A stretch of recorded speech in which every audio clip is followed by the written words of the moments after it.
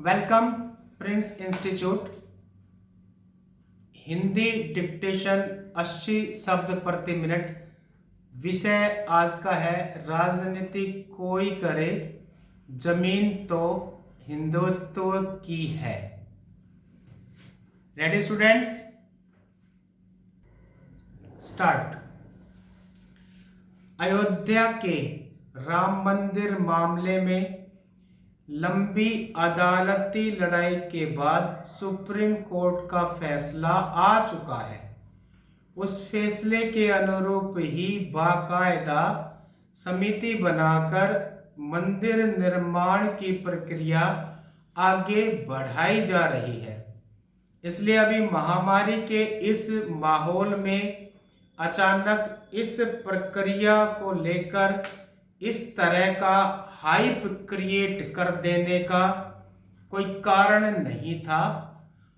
आज जब देश में लॉकडाउन खत्म होने के बाद भी लोगों को भरसक घरों में ही रहने को कहा जा रहा है, हर तरह की धार्मिक गतिविधियां जब करीब करीब ठप हैं, तब अचानक एक मंदिर के शिलान्यास को लेकर इस तरह तुमार बांधा जाने लगे, बताया जाने लगे कि शिलान्यास में कितने किलो की चांदी की ईंट होगी और कैसे मंदिर पहले 2 मंजिला होना था लेकिन अब 3 मंजिलों वाला होगा।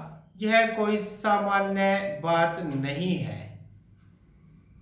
साफ है, यह सब इसलिए हो रहा है क्योंकि यह न केवल मौजूदा माहौल में सरकार को अपने लिए सुविधाजनक लग रहा है, बल्कि लंबे समय से सत्तारूढ़ पार्टी बीजेपी की राजनीति के लिहाज से भी मददगार है।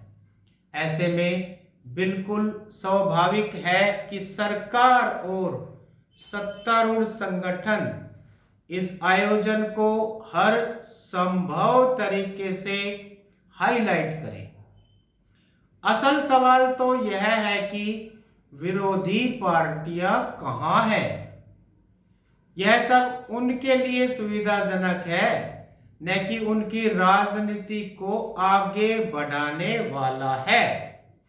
बेहतर होता कि वे इस तरह के आयोजन में मौजूद विसंगतियों को सामने लाती, लेकिन उनके नेता मुंह पर ताला लगाए बैठे हैं। यह और बात है कि बीजेपी को उनके विरोध की कोई परवाह नहीं है, बल्कि बीजेपी नेतृत्व चाहता है कि ये लोग मंदिर निर्माण से जुड़े किसी भी पहलू का विरोध करें और वे उन पर टूट पड़े, उन्हें हिंदू विरोधी, राम विरोधी, मंदिर विरोधी वगैरह साबित करें। शायद यह वास्तविकता को समझकर ही विपक्षी नेताओं ने चुप्पी साध रखी है। भारतीय राजनीति का यह दिलचस्प मोड़ है जहां सत्तारूढ़ पार्टी और सरकार अपनी मनमानी चलाती है और विरोधी पार्टियां यह सोचकर मुंह सीले रहती हैं कि अगर विरोध किया तो सत्ता पक्ष को ही फायदा हो जाएगा। आजाद भारत में शायद ही किसी सरकार को ऐसी सुविधाजनक स्थिति मिली हो। सवाल है कि आखिर ऐसा कैसे हो गया? यह अपने आप हुआ या किन्हीं सोचे समझे प्रयासों का नतीजा है? निश्चित रूप से राजनीति की इस सुविधाजनक स्थिति के पीछे वर्षों की मेहनत, सूक्ष्म राजनीतिक दृष्टि और जबरदस्त कौशल का हाथ रहा है। 1980 में बीजेपी की स्थापना के बाद से देखें तो गांधीवादी समाजवाद को अपना ध्येय बताने वाली उदारवादी वाजपेयी लाइन का प्रभाव 1984 के लोकसभा में हुई पार्टी की दुर्गति के साथ ही समाप्त हो गया, जब उसे सिर्फ 2 सीटें ही मिली थी। उसके बाद व्यवहारिक रूप से पार्टी की कमान आडवाणी के हाथों में चली गई। आडवाणी ने अपने पूरे कौशल का इस्तेमाल हिंदुत्व की राजनीति की वह जमीन तैयार करने में किया जिसका सपना आरएसएस अपनी स्थापना के समय से ही देख रहा था। उस चुनाव में राजीव गांधी की अगुवाई में कांग्रेस ने अपने सांसदों की संख्या भले ही अभूतपूर्व रूप से बढ़ा ली हो, पर राजनीति की नई जमीन तैयार करना उनकी प्राथमिकता में था, न ही उसमें इतनी कुव्वत रह गई थी। सो वह राम मंदिर का ताला खुलवाकर हिंदू वोट और शाहबानो केस में सुप्रीम कोर्ट का फैसला संसद में पलटवा कर मुस्लिम वोट साधने की बचकाने कोशिश करती रही। आडवाणी ने ताला खुलवाने पर चुप्पी बनाए रखते हुए शाहबानो मामले को ऐसा पकड़ा कि कांग्रेस की बित्ता भर जीभ बाहर लटकने लगी। गौर करें तो उस पूरे दौर में राजनीति की नई जमीन तैयार करने का काम जाने अनजाने अगर किसी और नेता ने किया तो वह थे वीपी सिंह। बतौर प्रधानमंत्री मंडल कमीशन की सिफारिशें लागू करने का फैसला करके उन्होंने तत्कालीन राजनीति का व्याकरण बदलने का प्रयास किया। उनकी चाल भांपने में आडवाणी ने एक पल भी नहीं लगाया।